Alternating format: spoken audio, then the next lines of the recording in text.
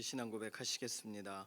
전능하사 천지를 만드신 하나님 아버지를 내가 믿사오며 그 외아들 우리 주 예수 그리스도를 믿사오니 이는 성령으로 잉태하사 동정녀 마리아에게 나시고 본디오 빌라도에게 고난을 받으사 십자가에 못 박혀 죽으시고 장사한 지 사흘 만에 죽은 자 가운데서 다시 살아나시며 하늘에 오르사 전능하신 하나님 우편에 앉아 계시다가 저리로서 산 자와 죽은 자를 심판하러 오시리라.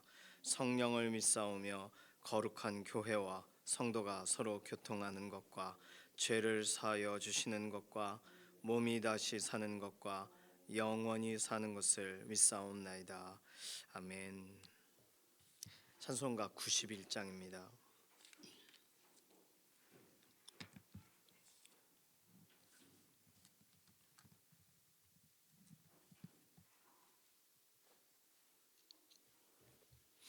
91장. 슬픈 마음 있는 사람 예수 이름 믿으면 영원토록 변함없는 기쁜 마음 얻으리. 예수의 이름은 세상의 소망이요 예수의 이름은 천국의 기쁨일세. 거룩하신 주의 이름 너의 방패 삼으라. 환난 시험 당할 때에 주께 기도드려라. 예수의 이름은 세상의 소망이요 예수의 이름은 전국의 기쁨일세. 존귀하신 주의 이름 우리 기쁨 되도다. 주의 품에 안길 때에 기뻐 찬송 부르리. 예수의 이름은 세상의 소망이요 예수의 이름은 전국의 기쁨일세. 우리 갈 길 다간 후에 보좌 앞에 나아가 왕의 왕께 경배하며 면류관을 드리리. 예수의 이름은 세상의 소망이요 예수의 이름은 전국의 기쁨일세. 아멘. 다음 세대 위해서 기도합니다. 학교와 교육적인 환경을 하나님 손에 의탁하면서 특별히 이번에 교육감 선교가 있죠. 관계되어서 교육의 정책, 또 우리 자녀들이 배우는 배움의 교과 과정, 이런 것이 성경적인 기준을 따라가기가 세상의 이런 지식의 기준으로는 전혀 미치지 못하고 또 오히려 반대되는 그런 학설들을 자연스럽게 나누는 세상이 되어버렸어요. 우리 자녀들을 위한 환경을 하나님께서 조성하셔서 특별히 교육적인 환경에서 주일날 구별하여 말씀 앞에 서는 그것에 참 대항하는 그런 세상 교육을 자녀들이 경험하게 됩니다. 이 모든 것에서 신앙 지키도록 또 우리 자녀들을 돕는 우리 교육기관 선생님들, 사역자분들, 또 기독교사 선생님들 위해서 기도해 주시기 바랍니다.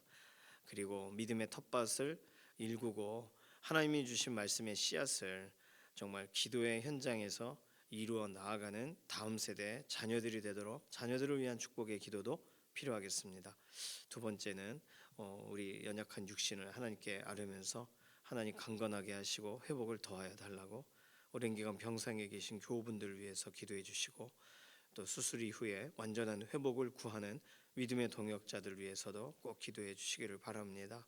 김기욱 집사님, 또 이예신 권사님, 김숙자 권사님 이름을 제가 따로 호명하지 않아도 누구를 위해서 기도해야 되는지 더 잘 아실 거예요. 위해서 기도해 주시기 바랍니다. 수험생들 이제 얼마 남지 않은 시간들이에요. 시간 동안에 마음이 흔들리지 않도록 날씨와 환경과 여건 가운데서 시험 준비하는 것에 어려움 당하지 않도록 지금이야말로 기도하고 하나님 의지해야 될 때입니다.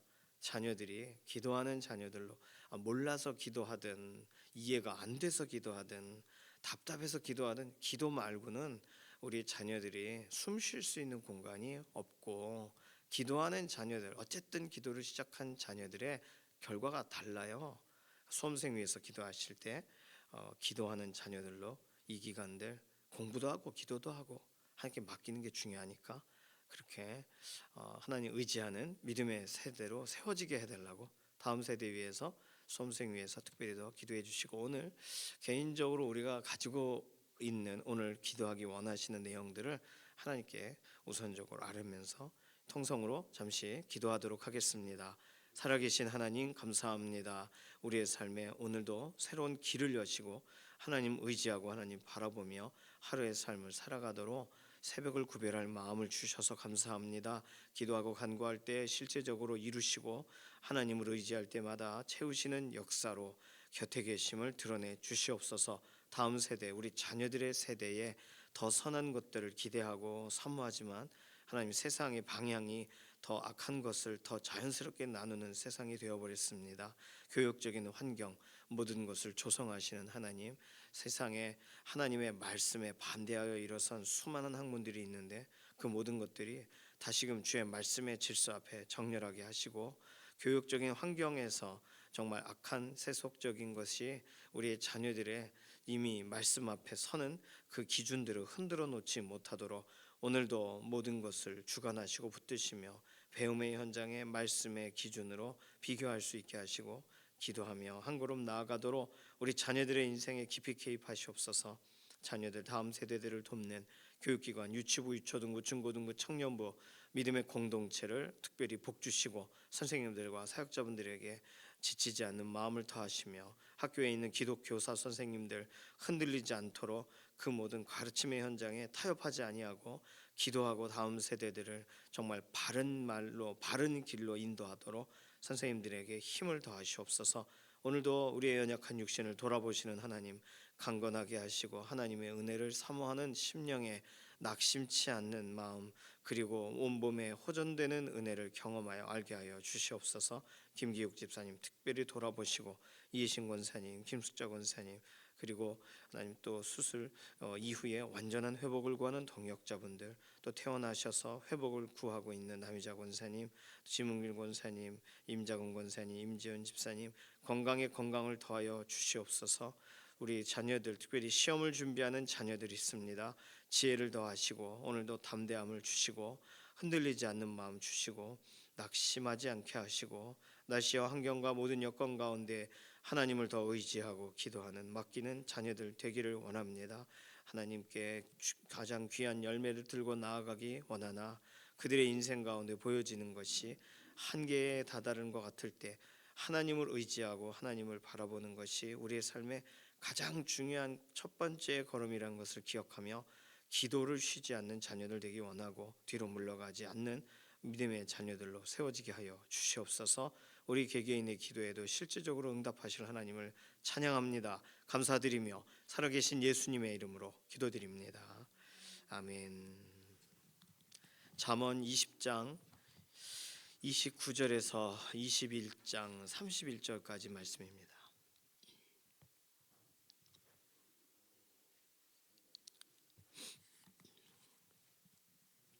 잠언 20장 29절 30절 그리고 21장 전체가 되겠어요. 20장 29절부터 끝절까지 함께 읽습니다. 젊은 자의 영화는 그의 힘이요 늙은 자의 아름다움은 백발이니라. 상하게 때리는 것이 약을 없이 하나니 매는 사람 속에 깊이 들어가느니라.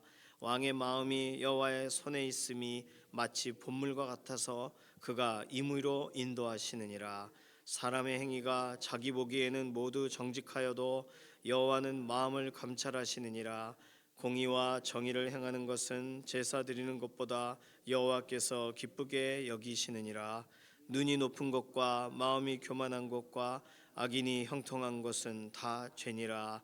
부지런한 자의 경영은 풍부함에 이를 것이나 조급한 자는 궁핍함에 이를 따름이니라. 속이는 말로 재물을 모으는 것은 죽음을 구하는 것이라. 곧 불려다니는 안개니라. 악인의 강포는 자기를 소멸하나니 이는 정의를 행하기를 싫어함이니라.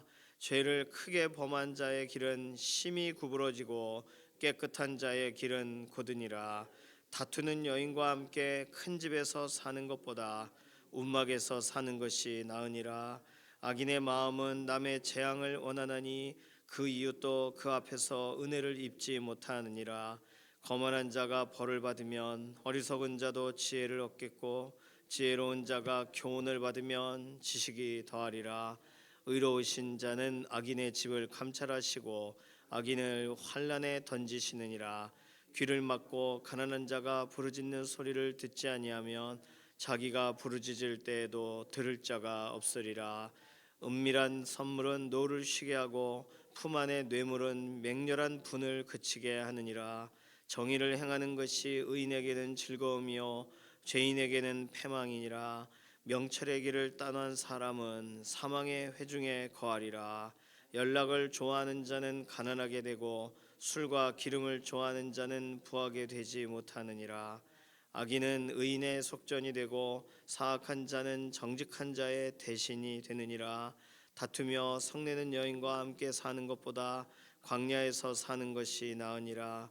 지혜 있는 자의 집에는 귀한 보배와 기름이 있으나 미련한 자는 이것을 다 삼켜버리느니라. 공의와 인자를 따라 구하는 자는 생명과 공의와 영광을 얻느니라. 지혜로운 자는 용사의 성에 올라가서 그 성이 의지하는 방벽을 허느니라. 입과 혀를 지키는 자는 자기의 영혼을 환난에서 보전하느니라. 무례하고 교만한 자를 이름하여 망령된 자라 하나니 이는 넘치는 교만으로 행함이니라. 게으른 자의 욕망이 자기를 죽이나니 이는 자기의 손으로 일하기를 싫어함이니라. 어떤 자는 종일토록 탐하기만 하나 의인은 아끼지 아니하고 베푸느니라. 악인의 재물은 본래 가증하거든 하물며 악한 뜻으로 드리는 것이랴. 거짓 증인은 패망하려니와 확실히 들은 사람의 말은 힘이 있느니라. 악인은 자기의 얼굴을 굳게 하나 정직한 자는 자기의 행위를 삼가느니라. 지혜로도 못하고 명철로도 못하고 모략으로도 여호와를 당하지 못하느니라. 싸울 날을 위하여 마병을 예비하거니와 이김은 여호와께 있느니라. 아멘. 오늘 본문에 여러 가지 구절들이 있지만 하나님이 행하시는 일에 관하여 설명한 본문들을 절대로 잃어버리시면 안 되겠어요. 30절, 31절에 21장 30절, 31절 지혜로도 못하고 명철로도 못하고 모략으로도 여호와를 당하지 못하느니라. 싸울 날을 위하여 마병을 예비하거니와 이김은 여호와께 있느니라. 결론과 같은 구절이죠. 그러니까 하나님의 주권, 하나님이 정하신 것은 그대로 행하신다 이런 내용인데 그럼 하나님은 무엇을 정하셨는가? 오늘 본문에 설명할 때 하나님은 공의와 정의를 사람이 행하기를 원하신다는 거예요. 그렇지 않을 때 공의와 정의와 상관없이 살아갈 때 그 사람의 삶이 어떤가의 문제가 21장 3절에서 29절까지 공의와 정의의 기준에 미달되는 사람들의 이야기와 또 의인과 악인의 대조적인 이야기를 설명하고 지나가요. 그래서 오늘 본문에 서론이라고 말할 수 있는 20장 29절에서 21장 2절까지의 내용을 자 이렇게 거꾸로 30절 31절에서 앞으로 오고 또 이렇게 앞으로 갈 때 서론과 본론과 결론으로 나눠질 수가 있는데 서론은 실제적으로 공의와 정의를 행하는 것 그 실제로 행하는 것의 가정의 버전이 뭐냐면 가르치냐는 거예요. 그걸 자녀들에게. 그게 29절 30절에 나와 있는 꼭 전혀 다른 얘기를 써놓은 것 같은데 젊은 자의 영화는 그의 힘이요 늙은 자의 아름다움은 백발이니라. 아 그렇구나. 상하게 때리는 것이 악을 없이 하나니 매는 사람 속에 깊이 들어가느니라. 그러면 이게 20절과 30절이 무슨 연관성이 있을까 생각하게 되는데, 오늘 21장 30절 31절에서부터 출발하면 29절 30절은 사실상 서론에 해당이 돼요. 도덕 교육의 필요성 가르치고 있냐는 거예요. 젊은 자의 힘이 뭐냐는 거예요. 악을 없애줘야 되는데 오히려 사람이 바른 길을 걸어가게 도와줘야 되는데 그렇게 하고 있느냐, 이렇게 오늘 본문을 읽을 수가 있어요.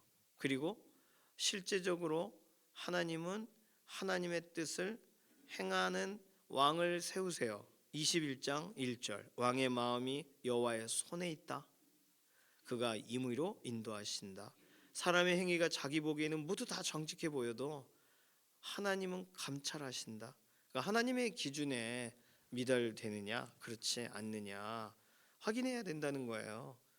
그러니까 그렇다면 이것에 대해 우리가 가장 가까이에서 영향을 줄 수 있는 건 자녀들밖에 없어요. 근데 생각해 보시면 자녀들이 가르친 대로 살아요? 그렇지 않더라고요. 가르친다고 해서 살지 않아요. 그리고 친구들의 말을 최상의 지식으로 교훈으로 생각합니다. 왜냐하면 내 감정 가장 가까이에서 이해해 주는 게 친구들이거든요. 그렇게 보면 부모님들이 자녀들의 감정을 먼저 이해해 줘야 돼요. 기준을 세워주는 것보다. 성경은 물론 그런 부분을 이렇게 잠언이나 전도서는 그걸 먼저 말해주고 있지는 않습니다. 오히려 기준을 세워줘라, 게으른 자의 등을 위하여 채찍이 있다, 이런 식의 설명들로 자녀 교육을 포기하지 말라고 설명하는 게 더 많아요. 그렇게 보면 오늘 본문의 시작점은 나는 하나님이 왕을 주관하듯이 쓰임 받고 있느냐, 아니 그렇게 하나님의 계획에, 하나님의 인도하심에, 하나님의 이끄심에 쓰임 받고 있는가 돌아보는 구절로 오늘 20장 29절에서 30절, 21장 1절에서 2절이 사용되어질 수가 있어요. 자, 오늘 3절이 가장 중요한 오늘 본문의 핵심인데, 공의와 정의를 행하는 것은 제사 드리는 것보다 여호와께서 기쁘게 여기시느니라. 이 비슷한 구절을 우리는 사무엘과 연관된 사건에서 사울 왕에게 권면하는 내용 가운데 우리는 알고 있어요. 거기서는 공의와 정의를 행하는 것이라고 설명하지는 않았습니다.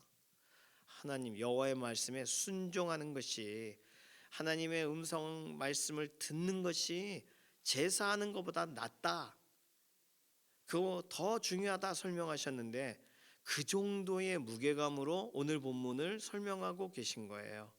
공의와 정의를 행하는 것이 제사 드리는 것보다 여호와를 기쁘시게 한다. 예배하는 것만큼 하나님을 기쁘시게 하는 게 어디 있어요? 특히 구약에서 설명하는 제사는 죄를 깨닫고 죄의 문제를 하나님 앞에 하나님이 처리하기 원하시는 방식대로 죄의 문제를 들고 나가는 게 제사잖아요. 속죄제와 번제와, 그리고 하나님을 기쁘시게 하는, 하나님께 감사하는 과정, 화목함, 하나님이 주신 은혜를 기뻐하고 누리는 과정이, 이웃에게 빌린 것 갚아야 되는 것, 이것을 하나님 앞에 공적으로 실제로 다짐하고 갚기로 결단하는 것도, 속건제와 같은 것도 사실은 제사예요. 그러니까 하나님이 공의와 정의의 시작점으로 속건제를, 하나님의 공의로우신 정의로우신 기준에 미달된 인간이 죄의 문제에 대해 토설하며 갚는 것으로 속죄제를, 그러니까 하나님은 제사라는 기준을 공의와 정의의 시작점으로 세우셨다고 해도 틀리지 않는데, 오늘 본문은 공의와 정의를 행하는 것이 제사 드리는 것보다 하나님을 기쁘시게 한다, 얼마나 더 중요하게 여기시는 거예요. 다른 말로 하나님 앞에 예배 자리로 나오고 내가 다시 시작해야지라고 결단하는 것보다, 그거 너무 중요하지만 예배가 없으면, 기도가 없으면, 하나님 앞에 나오는 게 없으면, 그럼 어디서 우리가 우리의 중심을 잡을 수가 있어요? 어떻게 다시 시작할 수가 있어요? 불가능하죠. 그러니까 예배, 기도 너무 중요합니다. 그런데 하나님은 그러니까 예배, 기도 이후 어떻게 사느냐가 하나님의 관심사라는 거예요. 오늘 본문의 내용이 공의와 정의를 행하냐. 그러니까 29절 30절은 그러니까 너가 가르치고 있냐 자녀들에게. 7절과 15절은 진짜 좋아하느냐 공의와 정의를. 7절에 악인의 강포는 자기를 소멸하나니 이는 정의를 행하기를 싫어함이니라. 우리에게도 질문하는 거예요. 공의롭게 정의롭게 이거 내가 진짜 좋아하느냐. 대부분 우리는 공의와 정의에 대해 말합니다. 공의롭고 정의롭지 않은 사람들에 대해 오히려 우리 높은 기준을 가지고 아유 저러면 안 되지라고 말해요. 그런데 막상 내 자녀의 일이 걸리면 공의와 정의의 기준은 어디 가요? 우리 자녀에게는 그래도 좋은 기회가 열렸으면. 제가 군대 갔을 때, 군대 얘기 되게 싫어하시지만 다 군대 갔을 때 아예 그냥 군대가 원래 이런 곳이구나 했어요. 근데 저 다음 기수에 당시에 대통령 아들이 군대에 들어왔어요. 대통령 아들이 들어온 그 기수 신병 교육 때에는 다 이 군복이 장교 복장이었어요. 걔들. 대통령 아들이 들어왔으니까요. 이게 말이 됩니까? 공의와 정 말도 안 되죠. 그 여름인데 장교들이 입는 그 얇은 거. 전두환 대통령 둘째 아들인가 들어왔을 때. 정말 진짜 저는 이게 나라냐 뭐 이런 얘기 하고 막 그런 사람과 잘 그 사람에게 붙으려고 하는 사람과 뭐 이게 나눠지더라고요. 공의와 정의. 아니 대통령 아들이 들어오면 더 박박 기게 해야죠.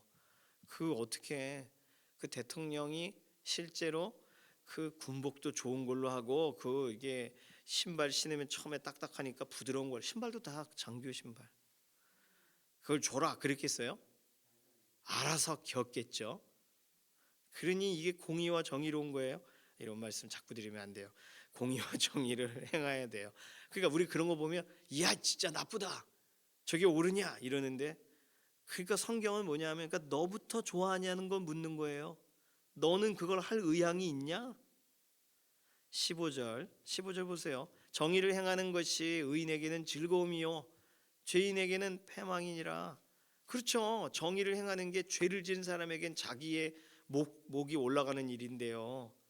그런데 정의를 행하는 것 자체를 옳게 여기는 사람은 의인들에겐 즐겁게 여긴다는 거예요. 그걸 오늘 나는 내가 손해를 봐도 옳은 길에 서시기를 원하셔야 돼요. 그게 성경이 우리에게 요구하는 거예요. 죄송합니다 하나님, 제가 정의롭지 못했어요. 이 제사로 하나님께 나아가겠습니다. 그거 싫다? 너 공의와 정의 행해. 그게 더 좋다. 왜 죄송하단 말을 예배 때마다 와서 해? 삶을 그렇게 살지. 그게 오늘 본문의 내용이에요. 21절 보시면 공의와 인자를 따라 구하는 자는 생명과 공의와 영광을 얻느니라. 이 표현은 뭐예요? 위에 이것을 가장 예화 쉽게 설명한 게 13절이죠. 귀를 막고 가난한 자가 부르짖는 소리를 듣지 아니하면 자기가 부르짖을 때에도 들을 자가 없으리라. 이게 무슨 뜻일까? 어머 왜 이렇게 서글픈 말이 써있나? 네가 공의롭고 정의롭게 안 사는데 내게 공의를 베푸소서 할 때 네 말을 들을 사람이 있을까? 그 말이잖아요. 21절 똑같아요. 공의와 인자를 따라 구하는 자는 생명과 공의와 영광을 얻느니라. 그 사람이 공의로웠다면 그 사람이 공의가 필요할 때 정의로운 기준에 의해 일으켜짐이 필요할 때 그에게 공의가 정의가 실제적으로 실현되고 그가 영광을 얻고 왜요? 지금까지 그는 공의롭고 정의롭게 살았으니까요. 하나님이 그렇게 갚아주신다는 얘기예요. 우리는 잠언을 읽으면서 더 이상 공의와 정의가 뭔지 헷갈리지 않습니다. 공의와 정의란 부모의 길 따라가는 거잖아요. 아버지의 법, 어머니의 길 걸어가는 거잖아요. 다른 말로 하나님의 말씀을 담은 부모가 말하는 대로 사는 거잖아요. 그게 공의와 정의의 시작이잖아요. 복잡하게 생각할 필요 없어요. 공의, 정의하면 또 정의, 구현, 사제단 이런 거 생각하시는데 그런 기준들도 성경에서 나와서 하겠죠, 카톨릭이.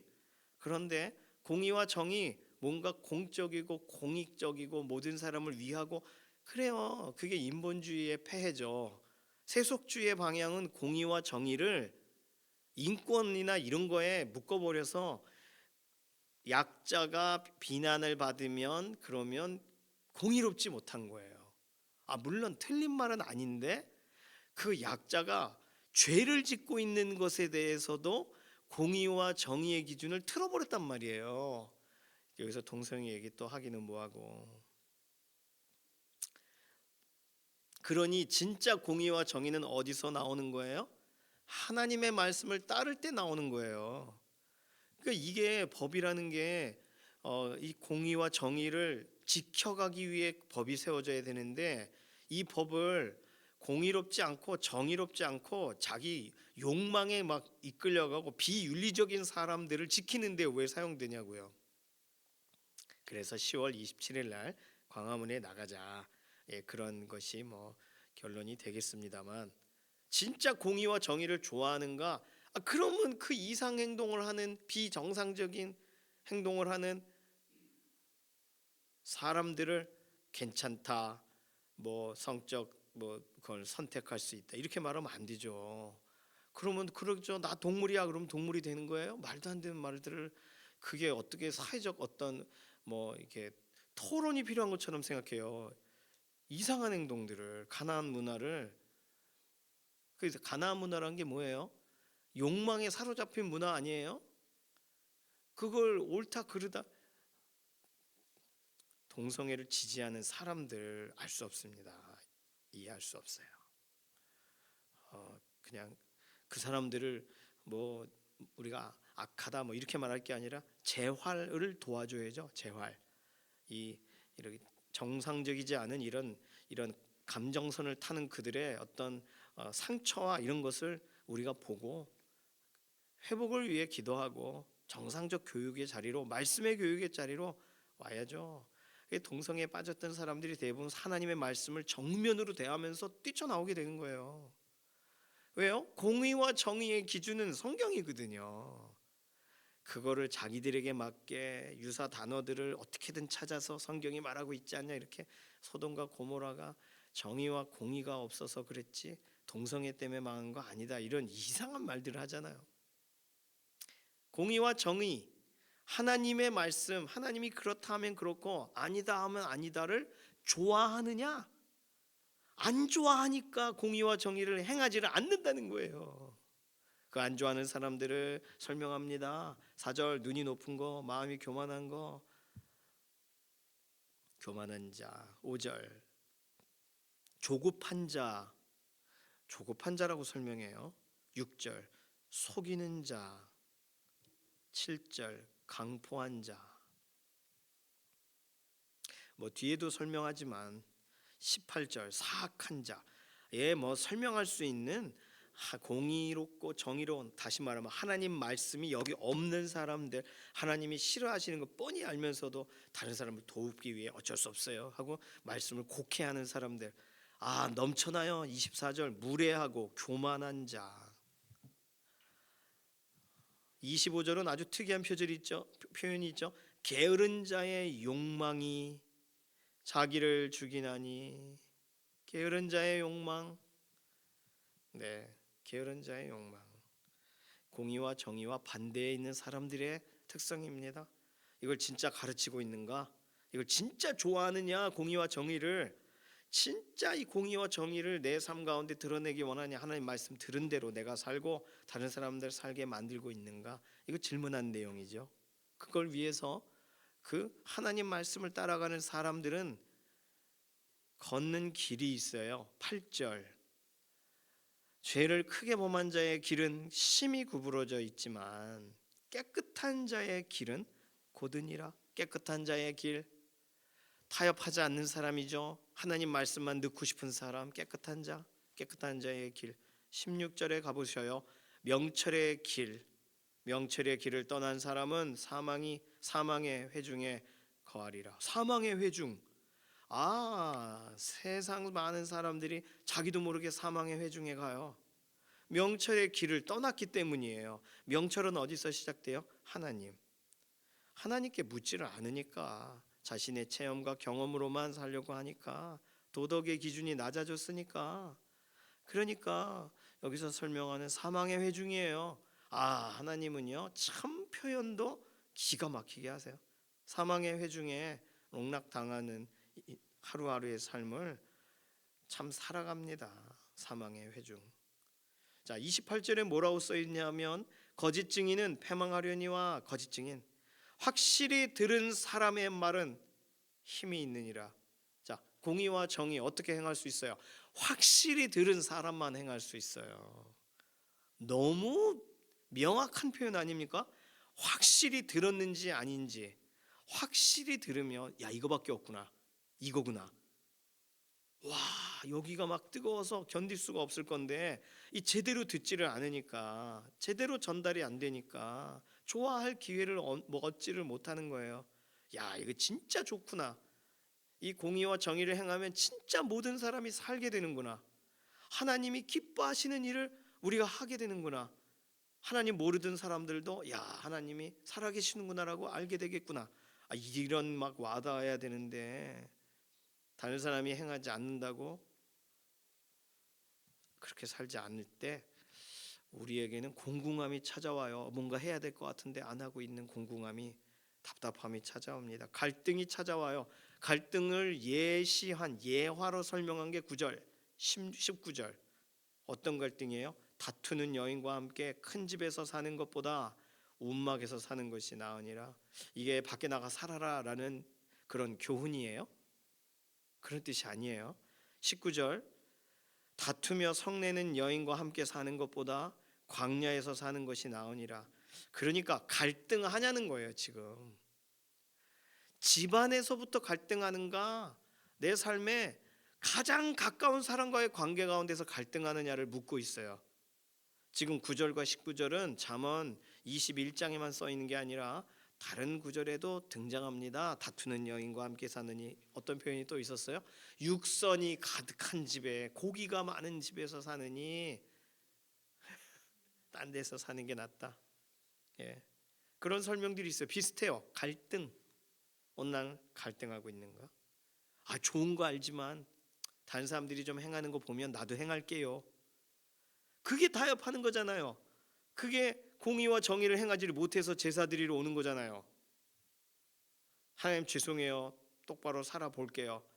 아니, 그거 맨날 기도하잖아요. 맨날 제대로 왜 그가 그 공부를 잘하는 애들과 공부를 잘하고 싶어하는 애들의 차이가 그거예요. 해본 사람과 한 번도 해보지 않고 생각만 한 거예요. 실제로 안 해요. 머릿속에만 있어요. 공의, 정의, 집행이 돼야지. 왜 이 세상이 이 모양이냐? 평가만 해요. 자기는 안 해. 왜냐하면 나 같은 사람이 뭐 이런다고요. 내가 깨끗하고 내가 정직하고 내가 하나님 두려워하고, 그게 공의와 정의의 시작이잖아요. 복잡하게 생각할 필요 없습니다.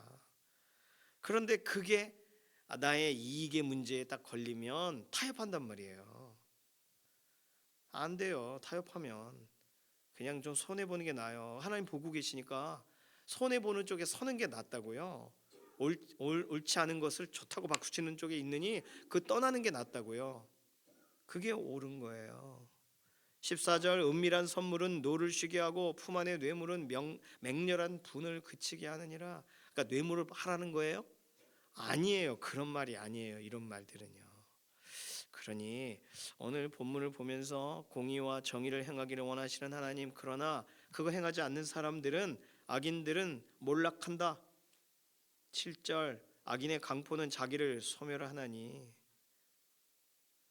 6절, 속이는 말로 재물을 모으는 것은 죽음을 구하는 것이라. 이거 악한 사람도 어떻게 되냐? 다시 공의 정의에 서지 않는 사람은 어떻게 되느냐를 설명하고 있어요. 10절에서 18절은 의인과 악인을 대조하면서 설명하는데, 오늘 본문의 내용의 의인은 뭐예요? 하나라도 정의의 편에, 공의의 편에 서는, 다시 말하면 하나님 말씀의 편에 서는 사람, 그렇지 않은 사람을 악인으로 설명하고 있습니다. 12절 의로우신 자는 악인의 집을 감찰하시고 악인을 환난에 던지시느니라. 20절에서 29절까지는 의인의 영원함과 악인의 단명함, 죽음에 대해 설명해요. 뭐 어떻게 비유적으로 설명하지만 그렇습니다. 자, 그러면 오늘 본문을 뭐 더 이렇게 구절구절에 대해 의미를 우리가 찾고 하는 것 전체적인 걸 볼 때 오늘 어떻게 살아야 되겠어요? 하나님 말씀대로 살아야죠. 하나님이 하지 마 그러면 하지 말고, 하라 그러면 해야죠. 하라고 한 거 안 해. 하지 말라고 한 건 잊어버려. 그러니까 기준 없이 사는 거예요. 제가 어저께 하루의 절반을 그렇게 기준 없이 사는 것 같아요. 그래서 밤새 어제는 마음이 안 좋았어요. 제가 무슨 죄를 크게 지었겠습니까? 교회에서. 그런데 오늘 보면 공의와 정의의 기준에 의해 소위 하나님의 말씀을 따라서 살았는가? 아니면 제가 하나님이 말씀하시는 거와 상관 있게 저의 시간을 보냈는가? 어제 생각해 보니까 어제 하루의 절반을 되게 낙심해서 보냈어요. 10월 27일 생각하면서 기도를 해야 되는데 낙심이 되니까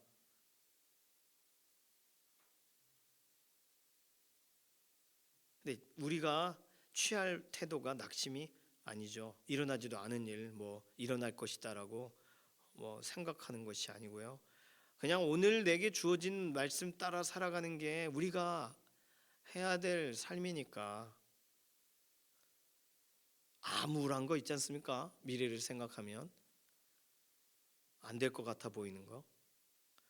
그러니까 그런 것들이 너무 많아요. 그런 게 들어올 때가 있어요. 우리의 삶을 파고 들어올 때 내가 기도하지만 이게 될까? 기다리고 있지만 언제까지? 나 혼자 공의 정의를 실천한다고 세상이 바뀌나? 뭐 이런 이야기들. 낙심하지 마십시오. 어저께 어쨌든 하나님하고 맡기고 기도하고 오늘 본문을 보니까 그래, 말씀대로 살았어야 되는구나. 저 자신에게 다시금 적용해 봅니다. 갈등했어요 어제. 갈등을 왜 해? 다투는 성내는 여인과 함께 사는 것처럼. 저희 집사람 안 그런데 제 마음에 갈등이 있는 거예요. 광야에 나가면 되나? 혼자 있으면 되나? 그래서 혼자 있는 시간을 보냈어요. 세상 문제, 이 동성애 문제, 이거 뭐 그런데 그게 중요한 게 아니에요. 하나님의 말씀을 따라가는 게 중요해요. 하나님의 말씀을 조급해하지 말고 행하는 게 중요해요. 오늘 본문에 설명했잖아요. 5절 조급한 자는 궁핍함에 이를 따름이니라. 어제 저의 모습입니다. 어제 밤에 너무 궁핍한 거예요. 이렇게 해도 안 돼, 저렇게 해도 안 돼. 그때는 어떻게 해야 돼요? 기도해야 되는데 하나님 맡깁니다. 그렇게 답답하고 속상한 날들이 있어요. 하나님 말씀대로 살아야 된다 하면서 낙심을 하면 안 되잖아요. 그러니까 이런 게 찾아옵니다. 오늘 어떻게 사시겠어요? 말씀대로 살겠어요? 결단하셨으면 하나라도 오늘 말씀대로 살아가시고 그 교훈대로 교훈하시고 이 말씀이 정말 내게 즐거움이 되고 있는가 돌아보시고 나를 낙심하게 하는 세상의 여러 이야기들에서 기도의 자리로 우회하셔서 하나님 앞으로 나아가셔서 오늘 하나님의 말씀을 담을 수 있는, 중요한 건 말씀을 담고 다시 시작하는 게 중요합니다. 오늘 여기서부터 말씀의 기준에 따라 살아가는 공의와 정의를 실천하는 게 중요해요. 3절 다시 봐요. 공의와 정의를 행하는 것은 제사 드리는 것보다 여호와께서 기쁘게 여기시느니라. 오늘 하루 살아가실 때 말씀대로 따라가시면서 하나님이 야 기쁘다, 너 참 잘 살았다, 나는 지금 나 혼자 뭔가 하는 것 같아도 하나님의 기쁘게 여기심을 경험하는 하루 되시고, 하나님 제가 그렇게 못 살았습니다, 죄송합니다, 이렇게 탄식하는 하루하루의 마감이 우리의 삶에 이제는 끊어져야 되잖아요. 하나라도 하나님 말씀 따라가고 말씀을 실천하고 확실히 들은 사람의 삶을, 28절 확실히 들은 사람의 삶을 오늘 하루 한번 다시 시작하며 살아내시는 믿음의 동역자 되시길 소망합니다. 이 시간 기도하겠습니다. 내가 자주 낙심하거나 자주 꺾여지는 부분이 어디예요? 하나님께 맡기고 오늘도 말씀을 수종 들고 확실히 들은 대로 살아가겠습니다. 하나라도 하나님의 말씀대로 오늘도 말씀 따라 나아가는 삶을 살겠습니다. 결단하는 기도로 잠시 통성으로 기도하겠습니다. 살아계신 하나님 감사합니다. 말씀이 심히 가까이 와 있지만 말씀대로 살아가려고 하는 것에 수많은 타협을 하고 있는 우리 자신을 보게 됩니다. 확실히 들은 사람은 확실히 다른데 들은 것이 분명한데도 이거의 삶으로 연결되는 것에 여전히 어려움을 겪고 있으니 하나님 우리의 삶에 오늘도 결단하고 오늘도 실천하고 하나님 말씀을 따라가는 실력을 더하시며 성령님 우리를 붙잡아 주셔서 곁길로 가고 세상의 소리에 낙심하지 않도록 오늘도 붙드시고 일으켜 주시고 하나님의 놀라우신 은혜를 따라가는 믿음의 걸음이 되게 하여 주시옵소서. 감사드리며 살아계신 예수님의 이름으로 기도드립니다. 아멘. 찬송가 425장입니다.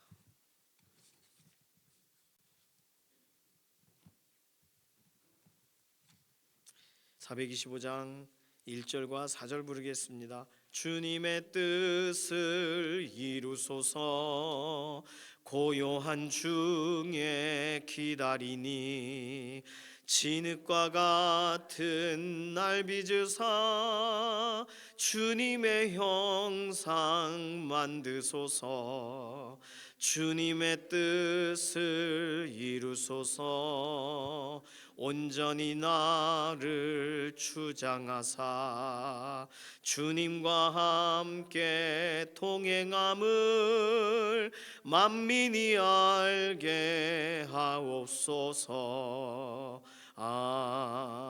아멘. 주님께서 가르쳐 주신 기도합니다. 하늘에 계신 우리 아버지여 이름이 거룩히 여김을 받으시오며 나라에 임하옵시며 뜻이 하늘에서 이루어진 것 같이 땅에서도 이루어지이다. 오늘날 우리에게 일용할 양식을 주옵시고 우리가 우리에게 죄지은 자를 사하여 준 것 같이 우리 죄를 사하여 주옵시고 우리를 시험에 들게 하지 마옵시며 다만 악에서 구하옵소서. 나라와 권세와 영광이 아버지께 영원히 있사옵나이다. 아멘.